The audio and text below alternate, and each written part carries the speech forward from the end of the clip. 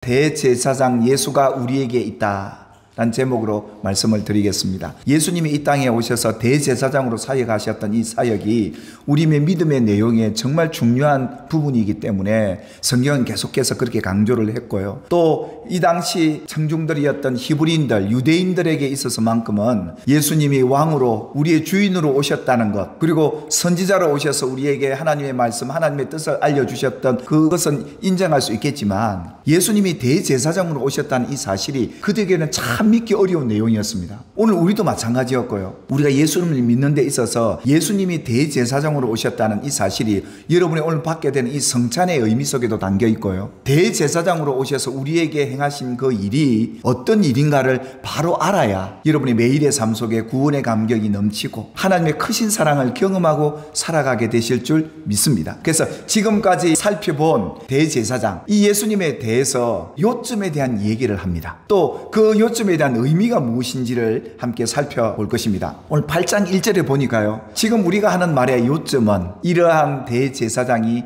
우리에게 있다는 것, 이 요점의 내용은 이러한 대제사장 누굽니까? 예수님 아닙니까? 유다 지파로 온 대제사장이신 이 예수님이 우리에게 지금 있다라는 이 사실이 중요하다는 겁니다. 이 언약의 보증이 되시는 분이 예수님이신데, 지금까지 유대인이 알고 있는 제사장은 율법이 명한 레위 지파 자손들이 제사장입니다. 근데 예수님은 그 지파를 따라오지 않고 어디서 왔는지 누구인지도 모르는 이 멜기세덱 제사장의 그 반열로 오신 예수님이어야 하는 이유가, 레위 지파의 제사장들은 온전히 백성의 죄를 살 수가 없습니다. 그런데 예수님은 어떻습니까? 죄가 없으신 거룩한 분이시고, 그분은 영원히 계시고, 그분이 단번에 한 번 드린 이 제사로 인해서 짐승을 잡지 않고도 우리 모든 죄를 살 수 있는 그 제사장이 누구냐? 바로 예수님이셨다. 이런 제사장 예수가 지금 우리와 있다는 이것이 마지막 결론이다 라고 얘기를 했던 것은, 이 사실이 우리에게 너무 중요한 믿음의 내용이라는 겁니다.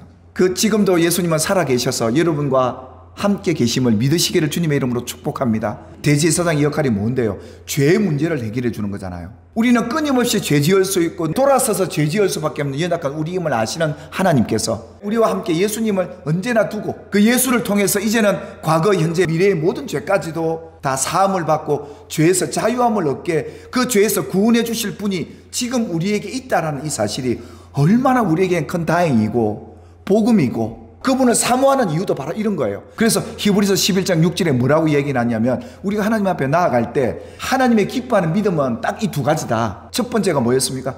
하나님이 반드시 계시다는 것. 그분이 계시다는 믿음을 갖고 그렇게 말하고 행동하는 그들을 하나님이 기뻐하신다, 이 말입니다. 이 예수님께서는 대제사장으로 우리 곁에 와 계시다고 하는데, 이러한 대제사장은 우리에게 합당한 분이시고 거룩하고 악이 없고 더러움이 없고 죄인에게서 떠나 계신 거룩한, 하늘보다 높이 되신 크신 분이 우리 예수님 대제사장 아니겠습니까? 그런데 그분이 이 말의 요점을 따라 대제사장 예수가 우리에게 있다는 사실에 대해서 뒤에 보시면, 그는 하늘에서 지극히 크신 이의 보좌 우편에 앉으셨다. 또 이렇게 말씀을 하세요. 여러분이 믿는 예수님이 어디 계시냐 묻는다면 여러분 어떻게 대답하시죠? 보통 예수님은 죽으시고 부활하셔서 성천하셔서 하나님 보좌 우편에 지금 계세요. 그런데 그 대제사장 예수가 지금 우리에게 계신다. 이 두 가지란 말이에요. 예수님이 하늘에도 계시고 땅에도 계신다. 하나님이니까 안 계신 곳이 없을 정도 다 계시겠죠. 근데 오늘 이걸 구분해 놓은 이유가 있습니다. 성소와 창장막에 섬기시는 이가 예수님이십니다.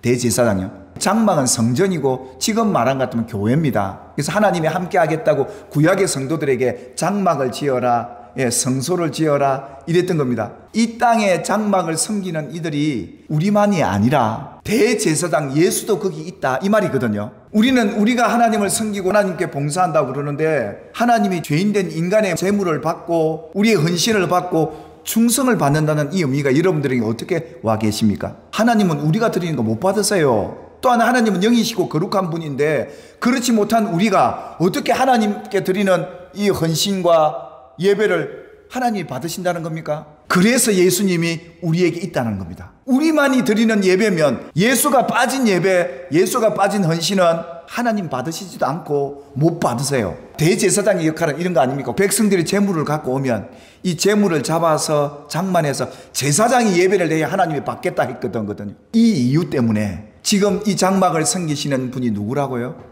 목사님도 아니고 여러분도 아니고 예수님이라는 거예요. 대제사장 예수님이 지금 섬기고 계신다 이 말입니다. 8장 5절에 보니까 이렇게 말씀합니다. 그들이 섬기는 것은 하늘에 있는 것의 모형과 그림자라 그럽니다. 천국에 있는 그 모양과 그림자가 지금 이 모습이라는 겁니다. 그래서 하나님께서 모세를 불러 산에 올리고 모세에게 뭘 지어라 했냐면 장막 성전을 지어라 이랬습니다. 그런데 그 장막 성전은 어디에 있는 겁니까? 하늘의 모양을 본따서 말씀을 통해서 모세에게 주었고, 모세가 지은 장막은 결국은 천국에 있는 하늘의 모양과 그림자로서 만든 겁니다. 지금 눈에 보이는 이 장막은 하늘의 것입니까? 땅의 것입니까? 하늘의 것이란 말입니다. 인간이 보여지는 이 땅에 일어나는 이 일들은 당연히 하늘의 모양을 본따서 만든 모형과 그림자라 그 말씀을 했던 이유는 예수님은 하늘의 대제사장으로서 계셔야 할 그분이 땅에 지금 우리들과 함께 있다는 이 말이 바로 그런 의미로 여러분이 받아들여야 된다는 겁니다.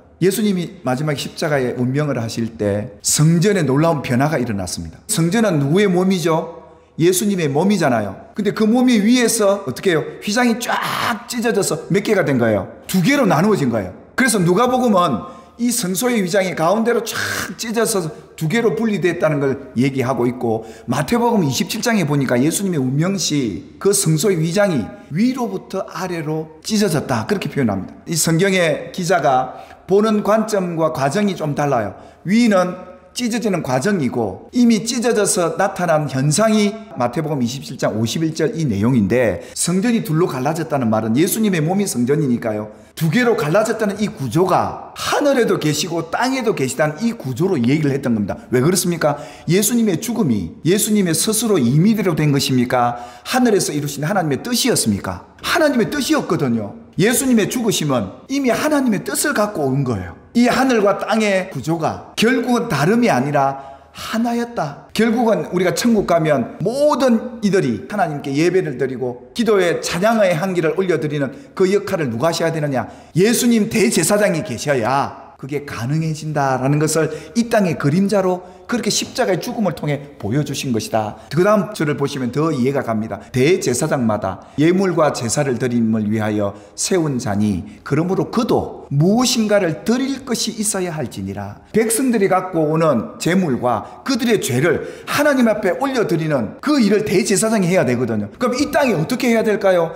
우리가 그냥 하나님 내 죄 받으십시오 하고 내 헌금 받으십시오 그런다고 하나님이 받으시냐? 그렇지 않다는 겁니다. 누가 대신 올려줘야 된다는 겁니까? 예수님이요. 우리가 드린 이 헌금과 이 헌신과 이웃들에게 베푸는 이 사랑의 손길을 하나님이 어떻게 받으시고 예수님은 어떻게 드린다는 겁니까? 우리 눈에도 안 보이는데 땅에 예수님이 계시면서 우리가 드리는 이 헌신을 올려드려야 하나님이 받으시는 것이지 아무나 우리가 드린다고 다 받는 게 아니다라는 것을 보여주셨고, 이런 구조를 왜 얘기했느냐? 예수님의 몸이 이렇게 갈라져서 땅의 제사장 예수님이 우리에게 있어야 될 이유가 우리가 드리는 회개기도, 우리가 드리는 헌신, 이걸 예수님이 대신 중간에 받아서 올려드려야 하나님이 거기서 받는 것이지. 그래서 예수님이 올려드린다는 이 의미를 예수님이 제자들에게 뭐라고 가르치냐면, 너희가 드리는 그 무엇이든 내 이름으로, 예수의 이름으로 드리는 이것이, 우리가 드리는 것을 예수님이 드리는 것으로 하나님이 받으신다. 어제 지연제 가지고 와가지고 예수님 내 죄를 사해 주세요, 용서해 주세요, 예수님의 이름으로 기도드립니다, 아멘. 그러면 예수님의 이름으로 구한 이걸 행하겠다. 예수님이 왕으로 선지자로 대제사장으로 오신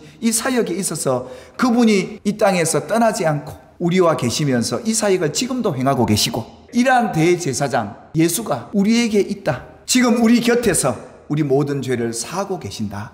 아멘입니까?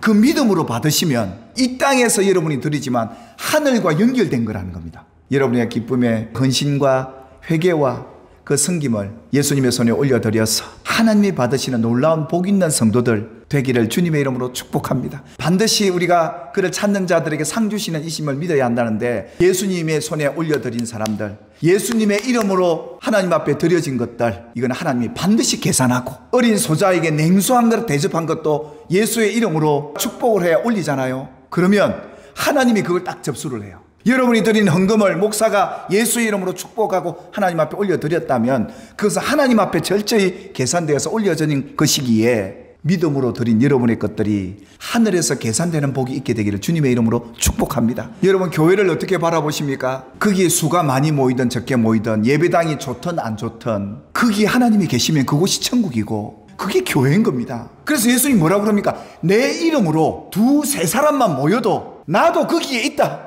하나님의 말씀을 말씀대로 믿고 하늘과 땅을 믿음으로 연결해서 보는 사람들의 눈이 바로 그랬던 거예요.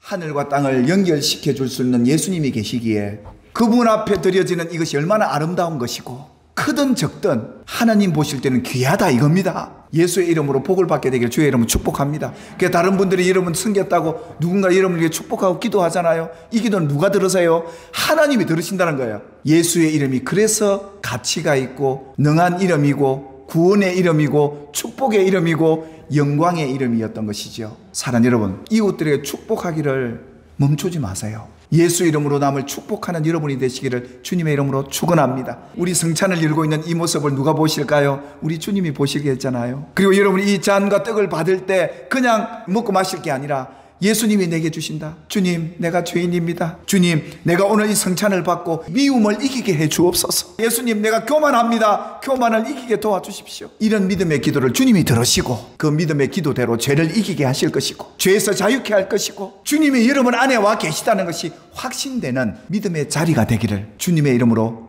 축복합니다.